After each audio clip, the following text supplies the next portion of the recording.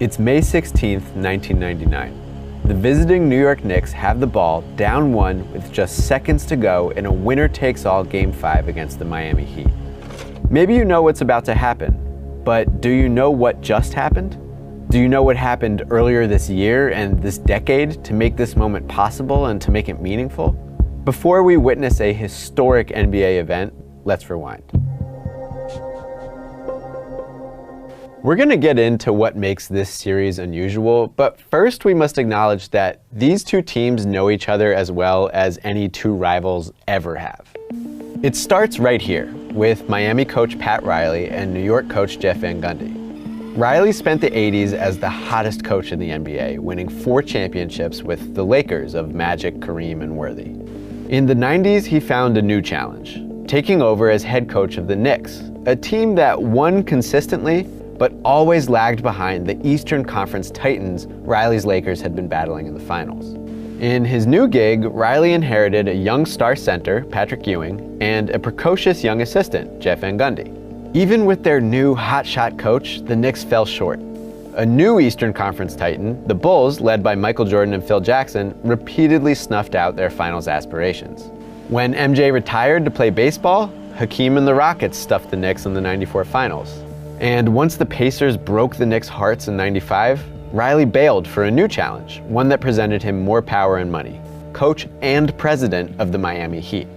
He made an instant impact, acquiring star center Alonzo Mourning, then making a trade to pair Mourning with a star point guard, Tim Hardaway. Mourning had a rivalry with Ewing, who'd helped recruit him into the brotherhood of great Georgetown big men. So there was another connection between the Knicks and Heat. And the connections only multiplied in 1996 when New York made Van Gundy, Riley's former assistant, their head coach, while Van Gundy's big brother Stan became Riley's assistant in Miami. Meanwhile, spurned by Michael Jordan and some other big-name free agents, the Knicks made Allen Houston and Larry Johnson their big offseason acquisitions in the summer of '96. Johnson and Mourning had been teammates in Charlotte, and things hadn't ended well there. Fate would bring these two familiar teams together instantly. Van Gundy's first full season as Knicks coach was a success. He and new assistants like Tom Thibodeau managed a tough, unflinching defense, one of the best in the NBA. The reward for their excellence was a 1997 Eastern Conference semifinal battle with the Heat. And it was truly a battle. The coaches knew each other's every move, and the grinding play fomented contempt between the players. The violent slog of a series climaxed when Miami's P.J. Brown wrestled New York's Charlie Ward, igniting a brawl that caused devastating suspensions. The Heat would eventually win the decisive Game 7 and advance. 1998 was similar. The Knicks and Heat met in the first round, and this time the old teammates, Mourning and Johnson, exchanged knuckle hugs in Game 4 while Van Gundy desperately tried to break up the fight.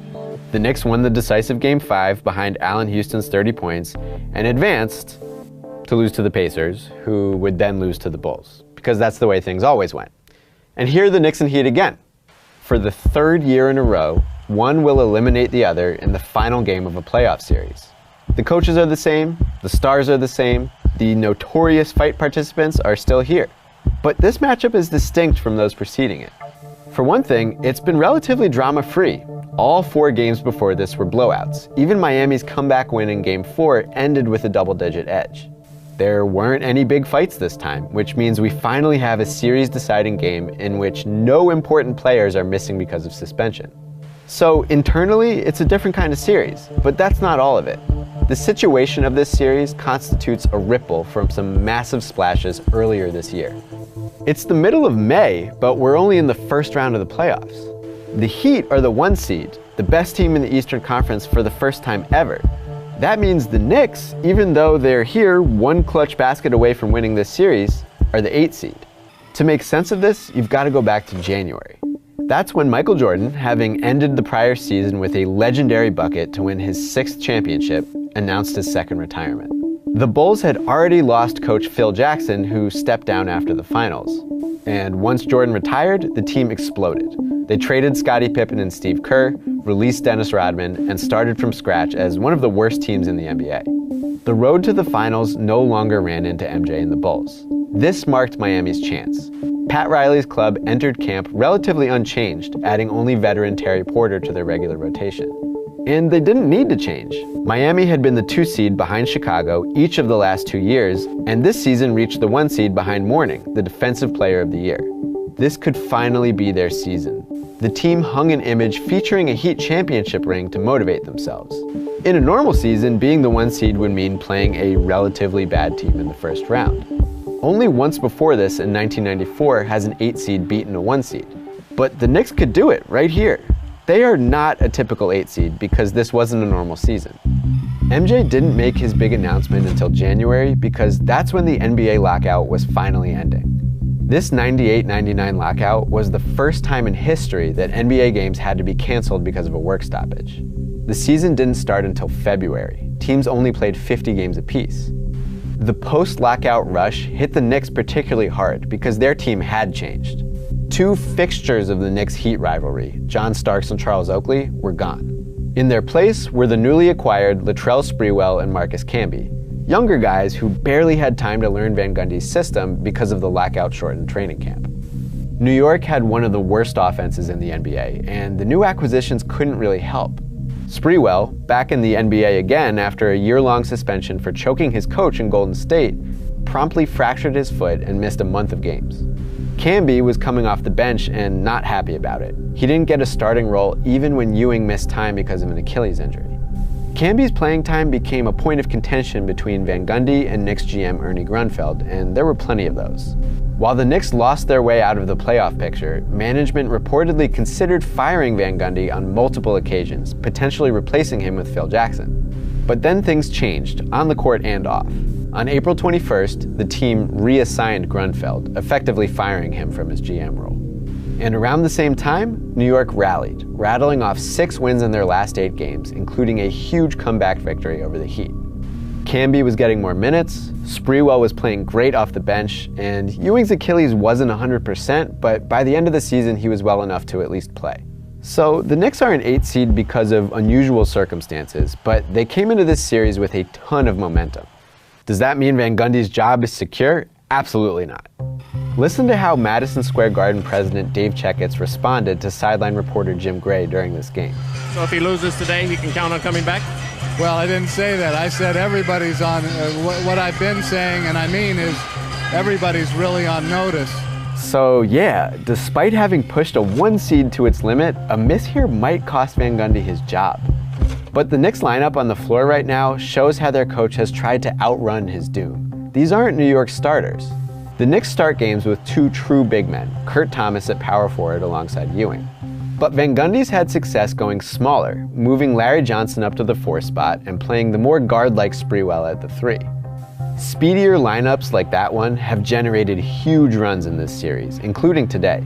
And the Knicks have been particularly fast-paced when the high-flying Camby replaces the injured Ewing at center. But make no mistake, this is still Eastern Conference basketball in the 90s. This game, like several before it, has been a battle of the familiar franchise centers, though not always directly.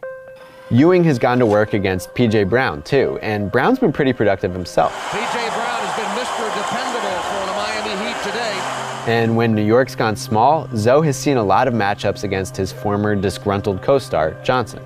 Ewing has the most points of any Knick, despite searing pain in his Achilles. He even delivered the tough offensive rebound and clutch free throws that cut Miami's lead to 1 40 seconds ago. Mourning leads his team in scoring, just like he has every game this series. And he's playing without his goggles despite a fractured eye socket. Zoe's the last person to score a field goal in a game that hasn't had a lot of them, and it was a big one with just under 2 minutes to go. And it's a good thing the centers have made stuff happen, because the perimeter players have not produced for either team.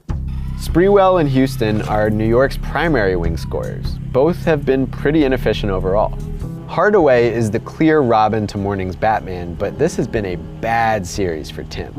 And today, despite having some big moments, he's been less like Robin and more like, I don't know, the Penguin, and never at a worse time than this slippery flippered play just moments ago. Jamal Mashburn, who's been similarly weak all series, has played well today, but ceded most of his minutes to the newcomer, Porter, who's been off. That said, Porter made this moment happen, for better or worse.